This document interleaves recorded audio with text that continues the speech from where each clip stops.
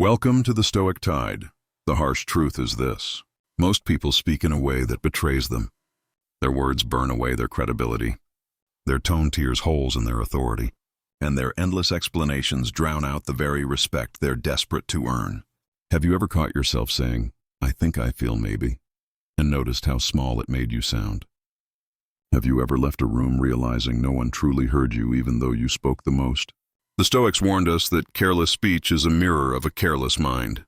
Today we're going to break open this uncomfortable truth, why the way you speak keeps you invisible, and how to claim the power that only the few ever master. If this speaks to you, subscribe. Not for me, but for yourself. Let it be your vow to sharpen your words, discipline your mind, and rise into a version of yourself the world cannot ignore. This isn't just a channel. It's a path towards strength, wisdom, and unshakable self-mastery. Most people don't realize how much of their presence is communicated before a single word is spoken. They step into a room as if they are intruding, apologizing with their body language, shrinking in their posture and softening their tone in a way that says, "I'm here, but I don't want to disturb anyone." This timid approach is the very reason their words are ignored. Because if you don't look like you believe in yourself, why should anyone else? The elite, however, move differently. They walk into a room with an inner conviction that they belong there. Not arrogance, not noise, but quiet certainty. They know their perspective has value, and that value is felt long before their mouths open.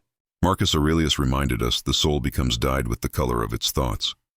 If you constantly dye your mind with thoughts of being lesser, unworthy, or overlooked, your words will come out painted in the same shade.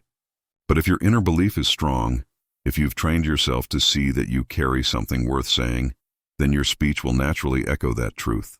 This mindset of presence isn't about faking confidence. It's about aligning your inner world with the role you want to play in the outer world. Seneca once warned, "We suffer more often in imagination than in reality." How often do you enter conversations already defeated by the imagined judgment of others? You shrink not because the room requires it, but because your own mind has convinced you that you don't deserve to take up space. The few who stand out, the ones who speak like the top 1%, have disciplined themselves to resist that inner shrinking. They remind themselves that their thoughts matter, that their voice belongs, and that silence born of fear serves no one. Carl Jung observed, "The privilege of a lifetime is to become who you truly are."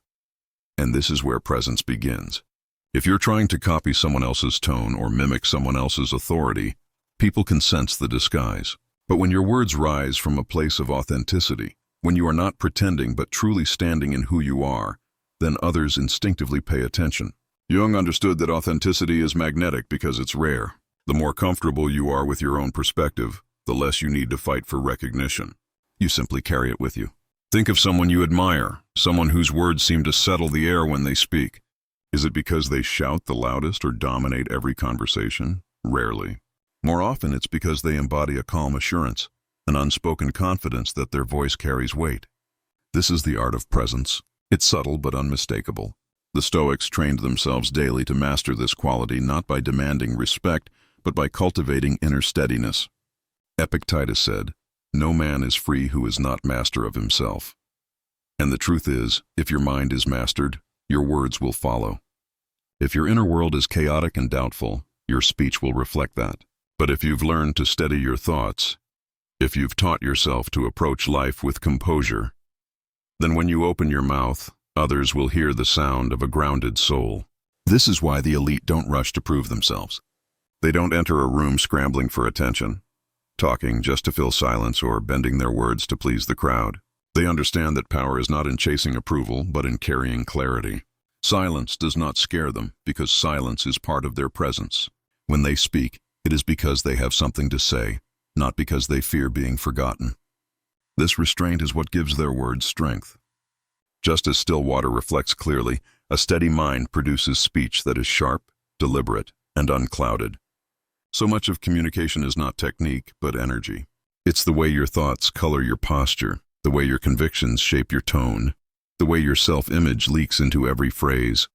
If you enter every exchange thinking, "I must make myself small, I must be liked, I must not offend," your language will betray you. But if you step in with the thought, "I have value to offer, I am here for a reason, I will speak with clarity," then your words will naturally reflect authority. The Stoics practiced this by focusing only on what was within their control. their judgments, their choices, their character, and that is the foundation of presence. To speak like the 1%, you don't begin with clever phrases or tricks of rhetoric. You begin with the discipline of thought. You begin by training your mind to believe in the worth of your own perspective, by letting go of the habit of self-diminishment, by entering every room with the understanding that you are not there to beg for a voice, but to contribute something meaningful. This mindset doesn't guarantee applause, but it guarantees respect. And in the end, respect is the true currency of powerful communication. Most people don't realize how much power they give away with the words they choose. It happens quietly, almost invisibly. You're in a meeting, a conversation, or even just speaking to a friend, and instead of stating your point with clarity, you wrap it in soft padding. I think this might be a good idea. I feel like maybe we should try it this way. It's just my opinion, but possibly this could work. Every added word of hesitation drains strength from your voice. What could have been a clear statement of vision turns into something that sounds like uncertainty, and people pick up on that instantly. Authority isn't only about what you know, it's about how confidently you deliver it. The elite understand this, which is why their language is stripped of unnecessary qualifiers. They speak in a way that communicates trust in their own judgment. And when you trust your words, others will too. Carl Jung once said, "You are what you do, not what you say you'll do." And yet in communication, the way you speak often reveals what you will do. If you lace your words with doubt, it shows that your inner conviction hasn't taken root. If you state your thought firmly, it shows you're prepared to stand behind it. People respond not just to the content of your message, but to the energy of certainty or the lack of it. Weak language signals hesitation, and hesitation tells others that you are not ready to lead. It doesn't matter if you're the smartest person in the room. If you sound uncertain, your voice will not carry far. Think about how often you've dismissed someone's suggestion, not because their idea was wrong, but because the way they said it made it seem unworthy of attention. Human beings are wired to look for signs of confidence as a marker of credibility. Aristotle once said, "We are what we repeatedly do." Excellence, then, is not an act, but a habit. The habit of softening your words is the opposite of excellence. It's a routine of self-sabotage. By repeating it, you train others to see you as unsure, even when you aren't.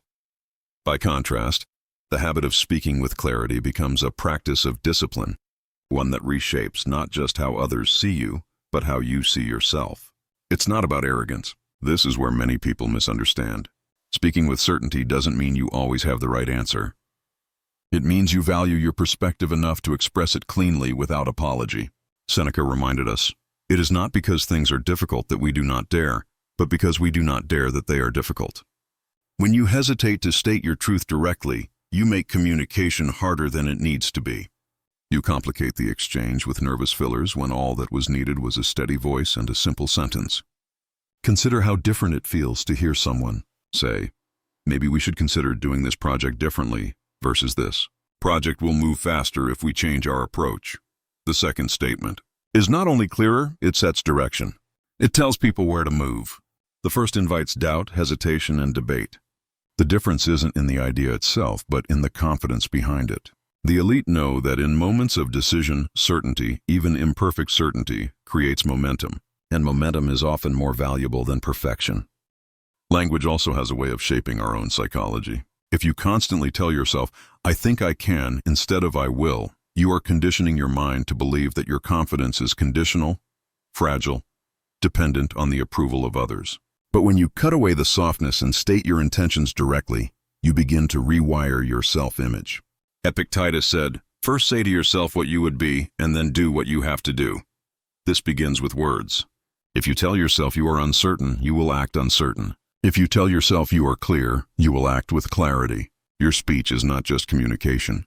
It's training for your identity. There's also another trap hidden inside weak language, the desire to be liked. Many people use soft words not because they lack ideas, but because they fear judgment. They want to avoid coming across as too direct, too firm, too certain, as though confidence itself might offend someone. But the truth is, people respect those who stand firmly in their words. They may not always agree, but they will listen. And in the long run, respect is far more valuable than approval. Approval fades. Respect endures. When you speak with strength, you risk temporary disagreement, but you gain lasting credibility. So, how do you escape this trap? Start by noticing the words you reach for in your daily conversations. Catch yourself when you say, I think, or I feel like. Ask yourself if the sentence would still make sense without them. In most cases it does, and it sounds better. Practice replacing maybe we could with we should replace, possibly this will work with this will work. At first it may feel uncomfortable, as though you are stepping out too boldly.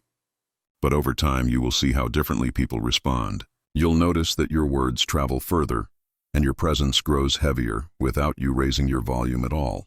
The Stoics trained themselves to speak with intention, not with noise. They didn't waste words because they saw speech as a reflection of character. To them, every sentence was an opportunity to express discipline, clarity, and reason. If you want to communicate like the few who truly influence the world, you must begin by stripping away the words that weaken you. What remains is stronger, not because it is louder, but because it is clean, direct, and confident. Weak language is the invisible chain that keeps people stuck in the crowd. Break that chain and your voice begins to rise. In a society where most people hide behind apologies and qualifiers, certainty itself becomes rare and therefore powerful. To speak like the elite is to speak as though your words deserve to stand on their own. And once you do, they will. When you think back to the moments that made you lose credibility, they often weren't about what you said, but about how you said it. Words that could have carried weight ended up sounding weak, not because the thought behind them was wrong, but because emotion took over and clouded the delivery. When your voice rises out of frustration, when your tone shakes from anger or defensiveness, or when your words pour out like a flood without order, people stop listening to your message and start reacting to your state. High emotion makes you sound reactive, not reliable. And in a world where trust is everything, sounding unreliable is one of the fastest ways to lose respect. The Stoics knew this well. They trained themselves daily to remain composed, to never give external circumstances the power to dictate their response. Epictetus reminded his students, "It's not what happens to you, but how you react to it that matters. If your reactions are ruled by chaos, your words cannot carry authority." Think of communication like a mirror. When you speak, people are not just hearing your words. They are reading the state of your mind reflected in them. If your mind is unsettled, anxious, or inflamed with emotion, the reflection is distorted.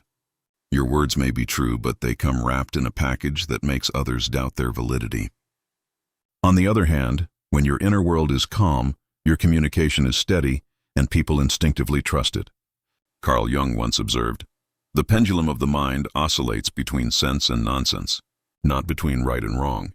In other words, when emotion takes over, even intelligent thoughts can swing into nonsense. Without balance, your speech becomes less about clarity and more about catharsis, and that shift costs you influence. Leaders who rise above this trap are not devoid of feeling. They experience anger, frustration, and passion like anyone else. The difference is that they refuse to let those emotions spill unchecked into their speech. Imagine a blade of grass in the wind. It bends, it moves, but it never breaks. Leaders who master their emotions are like that. Flexible yet unshakable. They don't resist the wind, but they don't snap under its force either. And when they speak, their calmness under pressure creates an aura of strength. People trust their words, not because they are the loudest in the room, but because they are the steadiest. Seneca wrote, "No man is more unhappy than he who never faces adversity, for he is not permitted to prove himself." Adversity is where emotion rises the fastest. A heated argument, a public rejection, or an unexpected challenge can tempt you into reacting impulsively. But it is also the very stage where you can prove your composure. Each time you choose measured words instead of emotional outbursts, you build credibility. Each time you hold your ground with calm reason instead of shouting to be heard, you show strength. Reliability is not built in moments of comfort. It is forged when emotion could have taken control but didn't. Consider how differently people respond when faced with two leaders in crisis. One raises their voice, blames others, and lets frustration drive every word. The other lowers their tone, asks questions, and calmly identifies the path forward. Who inspires confidence? Who do you want to follow? The choice is obvious. Words spoken from logic, clarity, and self-control carry weight because they are rare. Most people are pulled like puppets by their feelings. So when you meet someone who isn't, you instinctively respect them. This doesn't mean suppressing emotion completely. The Stoics didn't deny that humans feel deeply. They simply refused to be enslaved by those feelings. Marcus Aurelius advised himself, "You have power over your mind, not outside events. Realize this, and you will find strength." When you understand this, you no longer let every irritation or burst of anger dictate your speech. Instead, you filter emotion through reason. You let passion fuel clarity rather than distort it. In doing so, you protect your words from becoming weapons turned against yourself. There is also a practical power in measured speech. Calm words cut through noise in a way that fiery outbursts never do. Think of the last time someone shouted at you. Did you feel persuaded or did you feel defensive? Now think of the last time someone disagreed with you, calmly pointing out flaws in your reasoning with steady conviction. The latter is much harder to dismiss. Anger provokes resistance, but logic delivered calmly invites reflection. The strongest voices are not those that shout the loudest, but those that remain unshaken when others lose control. Plato once said, "The first and best victory is to conquer self." Conquering your speech under pressure is exactly that. It is a victory over the self, the part of you that wants to lash out, prove a point, or discharge frustration in the moment. Every time you hold that impulse back and choose reason, you strengthen your ability to lead, to influence, and to be trusted. Over time, this discipline becomes part of your presence. People begin to expect steadiness from you, and that expectation deepens their respect. So much of speaking like the elite comes down to this simple truth. If your words are calm, measured, and steady, you project strength without ever needing to raise your voice. In a world where noise is constant, where emotions run unchecked, and where people react more than they reflect, the rare individual who speaks with composure will always stand out. It is not just what you say, but the way you carry the storm inside you that determines whether your voice is remembered or forgotten. And the one who controls their emotions doesn't just master speech, they master themselves. Authority is often misunderstood. Many assume it's about being the loudest voice in the room, the one who dominates every conversation, interrupting others until everyone is forced to listen. But true authority isn't about volume. It isn't about force. It's about presence, intention, and clarity. It's the difference between someone who talks just to fill silence and someone who speaks in a way that makes others stop and take notice. When your words carry weight, people lean in. When they lack it, people drift away. Every conversation is a stage where you either reinforce or diminish your authority, and the elite know this better than anyone. They never wander into discussions without a sense of purpose. They know why they are there, what they want to achieve, and how to shape their words so they land with precision. Think about how authority feels in action. It's not an endless stream of words or a speech overloaded with details. It's the sharp strike of a few deliberate sentences that cut through the noise. The Stoics understood this principle. Seneca once wrote, "If you wish to be loved, love." His point was simple. If you want influence, live in a way that embodies it. The same is true of authority in speech. If you want your words to matter, they must be spoken as though they already do. That means no rambling, no trailing off, no apologizing before making your point. The moment you second-guess or over-explain, the weight of your words begins to evaporate. Authority is not just in what you promise, but in how you deliver. If your tone shows conviction, if your choice of words shows clarity, people feel your seriousness before they even analyze your point. Authority is the lived expression of certainty. It's when your inner belief is so steady that your outer words come out like steel, direct, firm, and grounded. The elite don't need to shout because their tone already carries that steel. Another mark of authority is respect for time, yours and others. Leaders don't waste words because they don't waste minutes. They recognize that every exchange has a cost, and so they sharpen their speech like a blade. Think of a blade. It doesn't try to cover everything. It slices exactly where it needs to. Authority is like that. A precise word said at the right moment has far more influence than 10 minutes of scattered explanations. But authority isn't just about efficiency. It's also about direction. When you walk into a room without clarity of purpose, you leave yourself at the mercy of other people's agendas. You end up reacting, adding empty comments, or drifting into tangents. The elite avoid this because they prepare their mind before they speak. They ask themselves, what is the outcome I want from this conversation? That question shapes the way they communicate. If the outcome is clarity, they speak to clarify. If the outcome is decision, they speak to decide. This is why their words land with impact. They are guided by intention. Without intention, authority cannot exist. If you want others to trust your words, you must first discipline the thoughts behind them. Authority grows in the soil of self-mastery. A person who cannot direct their own mind cannot expect others to take direction from them. This is why people who are constantly scattered, anxious, or unsure struggle to project authority. Their inner chaos leaks through their speech, making every sentence sound unsteady. But the person who has mastered their mind speaks with an undertone of calm certainty that others can feel. There's also something magnetic about someone who speaks less but means more. When a person with true authority speaks, silence follows their words. Not because they demanded it, but because people instinctively sense that something valuable has been said. Contrast this with someone who dominates the air with endless commentary. Eventually people tune out. The weight of authority lies not in how much you say, but in how deeply your words are felt. And the fewer, more deliberate words you use, the deeper the impact becomes. Jung observed that people project their own uncertainties onto others. If you appear unsure, those listening will project doubt onto your words. If you appear clear, they project trust. Authority, then, is not only about what you carry inside, but about what you communicate externally.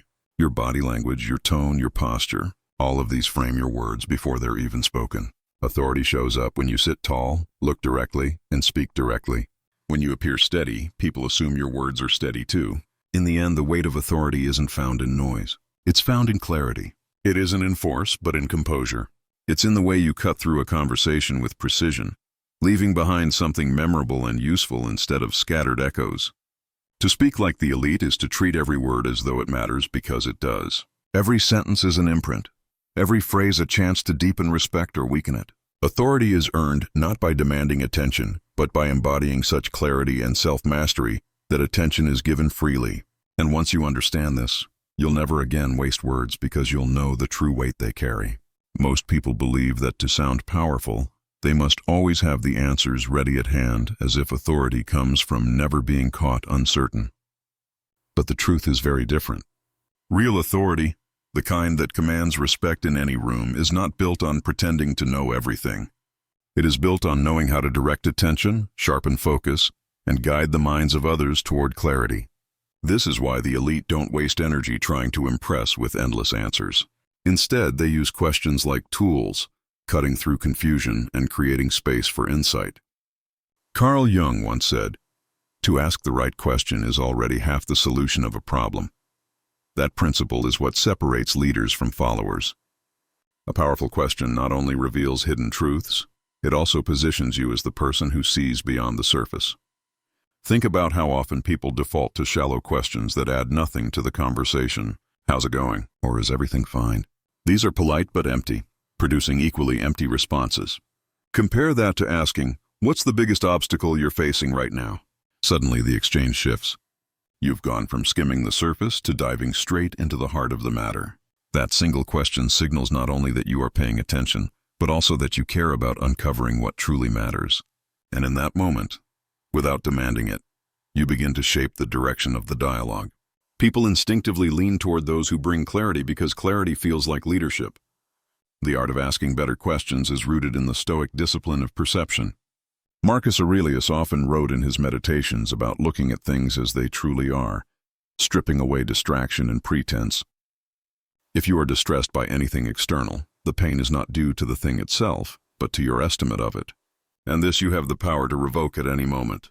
Strategic questions help people revoke the false stories they tell themselves and face the real issue underneath. Instead of accepting the surface-level answer, you invite others to see more clearly, and in doing so, you establish yourself as the one who can lead them toward resolution. Authority built on questions is more sustainable than authority built on answers. Why? Because answers can be challenged, but the right question cannot be ignored. A bold statement may provoke resistance, but a well-placed question forces reflection. Even if someone doesn't respond out loud, the question lingers in their mind, quietly working its way through their thoughts. The elite understand this psychological power. They don't just throw out questions at random. They design them carefully, shaping conversations the way an artist shapes clay. Each question bends the discussion closer to truth, to decision, to progress. People often exaggerate problems in their minds, letting fear distort their perspective. By asking, "What evidence do you have for that?" Or "What data supports this?" you help strip away the fog of emotion and bring the person back to logic. In that moment, you're not only guiding the conversation, you're also grounding it in reality. And grounding others is one of the signs of authority. What makes this practice even more powerful is that it doesn't demand you to be the smartest person in the room. It demands that you listen, that you observe, and that you know how to strike at the heart of an issue with precision. Plato said, "A wise man speaks because he has something to say. A fool because he has to say something." Asking strong questions protects you from the trap of speaking just to fill silence. Instead of cluttering a discussion with more words, you open space for others to reveal truths they hadn't even considered. In doing so, you become the person who changes the trajectory of the room without needing to dominate it. Strategic questioning is also a way of building trust. When you ask the right questions, people feel seen. They recognize that you are not brushing past them with rehearsed responses, but actually trying to understand the core of their struggle or their perspective. This earns you something more valuable than attention. It earns you respect. And once respect is given, influence naturally follows. The best leaders know that people follow not because they are told to, but because they believe the leader sees something they don't. Questions are the bridge to that belief. This skill doesn't appear overnight. It requires practice. It requires resisting the urge to rush in with your opinion, and instead pausing to frame the right question. It demands that you think not only about what needs to be solved, but also about how the other person will process it. Aristotle once said, "It is the mark of an educated mind to be able to entertain a thought without accepting it." Great questions invite thoughts without forcing conclusions, leaving room for reflection and discussion. That is how genuine dialogue grows. And genuine dialogue is where authority thrives. So the next time you're in a meeting, a negotiation, or even a personal conversation, remember this truth. You don't need to know everything. You don't need to carry the burden of always having the perfect answer. What you need is the ability to guide others toward clarity with well-placed questions. The moment you do, you transform from someone trying to prove themselves into someone others naturally look to for direction. This is how the elite use words, not to show off their knowledge, but to reveal what others didn't even know they needed to see. And once you master this, you'll find that people begin to follow your lead. Not because you force them to, but because your questions illuminated the path forward. Most people don't realize how quickly their words lose value when they refuse to stop talking. They believe that by adding more detail, repeating themselves, or softening their message, they will sound more convincing. In truth, the opposite happens. The more you circle around the point, the weaker it becomes. Confidence in speech doesn't come from flooding the air with words. It comes from knowing when to stop. A single statement delivered with clarity and restraint often carries more weight than a long explanation. Just like a plane must eventually land, your words must reach a conclusion. If you keep circling, the listener grows restless and the impact of your message evaporates. The discipline of restraint is what separates ordinary communicators from the few whose voices carry true authority. Restraint doesn't mean coldness or distance. It means valuing the strength of silence as much as the strength of speech. Silence gives space for words to breathe. It gives the listener time to reflect, to absorb, and to consider. Seneca once wrote, "It is quality rather than quantity that matters." This applies not only to life but directly to communication. People who lack confidence bury their thoughts under endless layers of justification. People who are sure of themselves trust that a few clear words are enough, and others instinctively respect that. When you say something once firmly and without excess, you give your words gravity. Carl Jung believed that in all chaos there is a cosmos, in all disorder a secret order. The same principle applies to how we speak. Rambling is a kind of verbal chaos. It suggests that your thoughts are scattered, that you are still searching for order. But when you speak with restraint, cutting away the noise, you reveal the hidden structure of your thought. People begin to feel that you are someone who has already done the work of clarity within yourself. That impression creates trust, and trust is the foundation of influence. The discipline of restraint, then, is not about holding back truth, but about delivering it with precision and calm control.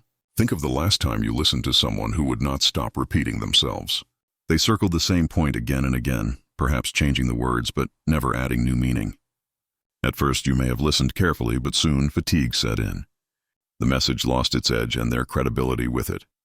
Contrast that with someone who spoke once directly, then allowed silence to carry the weight of their words. Which one stayed with you? Which one sounded more certain? This is why the great leaders and thinkers throughout history chose words carefully and delivered them sparingly. Authority is never in excess. It's in precision. Aristotle once said, "The more you know, the more you realize you don't know." The wise understand that their role is not to overwhelm others with everything they could possibly say, but to focus on what truly matters in the moment. Too many words often reveal insecurity, a hidden need to be validated, or a fear of being misunderstood. But clarity doesn't require validation. It requires courage. Courage to stand by your statement without adding a cushion. courage to trust that the meaning is strong enough without constant repetition. The discipline of restraint is at its core the courage to let your words stand alone. There's also a rhythm to effective communication that restraint protects. Imagine a musician who never allows for pauses between notes. The melody would collapse under the weight of constant sound. It's the spaces between the notes that give music its shape and meaning. The same is true in speech. Too much explanation, too much justification, strips your message of rhythm. The best communicators, like skilled musicians, know when to pause, when to let silence hold the moment, and when to end the performance before it drags on. By respecting that rhythm, they create communication that feels sharp, intentional, and powerful. Marcus Aurelius once wrote, "Waste no more time arguing about what a good man should be. Be one." In communication, waste no more words proving that your point is valid. Simply speak it as though it is. When you do, you signal to others that you trust your own judgment. And when people sense that, they begin to trust you. Restraint creates a natural air of authority. Not because you are withholding truth, but because you show discipline in how you deliver it. The fewer words you use, the more valuable each one becomes. This is not easy to practice, especially in a world where everyone is rushing to be heard, to defend themselves, to prove their worth through endless talking. But mastery lies in resisting that urge. Restraint teaches you to treat each word as though it carries weight, as though it has the power to shift the room. The elite don't chase attention by saying more. They earn it by saying less. Every phrase is deliberate, every pause intentional, and the result is that their voices linger long after the conversation has ended. The discipline of restraint is one of the highest forms of communication because it requires mastery of the self. It requires quieting the inner fear that drives over-explaining. It requires trust in your own clarity, and it requires the wisdom to know that silence too speaks. To practice this is to elevate your presence. To embody it is to command respect without ever demanding it. And once you learn to restrain your words, you'll discover a paradox. The less you say, the more you are heard. Even before your first word is spoken, the world has already begun reading you. Every tilt of your head, the way your shoulders rise or fall, the speed of your movements, these subtle signals shape the impression you leave behind. People think communication is mostly verbal, but in truth, the body often speaks louder than the tongue. Confidence isn't only in what you say, it's in how you stand, how you move, how you exist in space. Someone who carries themselves with calm steadiness projects strength without trying. Someone who slouches, fidgets, or shrinks into the background communicates doubt without meaning to. This is why the elite pay close attention not just to their words, but to the silent story their body tells. If you want to be respected, you must first decide inwardly to carry yourself as someone worthy of respect. Shoulders back, spine straight, movements measured. These physical cues don't just convince others, they begin to convince you. When your body reflects strength, your mind starts to follow, and when the two are aligned, your presence becomes undeniable. This is why even silence, when carried with composure, has power. A quiet person who stands tall will often be listened to before a loud one who looks uncertain. Carl Jung observed, "In each of us there is another whom we do not know." That hidden self often reveals itself through body language. You may speak words of confidence, but if your hands tremble, if your eyes dart away, if your posture collapses, the unspoken self has betrayed the truth. People notice this contradiction, often unconsciously. They sense something isn't aligned and their trust in you weakens. But when your words and body match, when both say the same thing, the effect is magnetic. You no longer seem like someone performing confidence, but like someone who embodies it. Think of the last time you were drawn to a person in a room without them even speaking. Maybe it was the way they entered. Slow, deliberate, not rushed. Maybe it was the way they occupied their chair fully, not folding themselves small as though apologizing for taking up space. That's the unspoken voice at work. True leaders often don't need to assert their authority loudly because their posture, their stillness, their eye contact already set the tone. Presence comes first from the body, then from the mouth. And the remarkable thing is that this can be trained. Seneca once wrote, "We are always complaining that our days are few and acting as though there would be no end of them."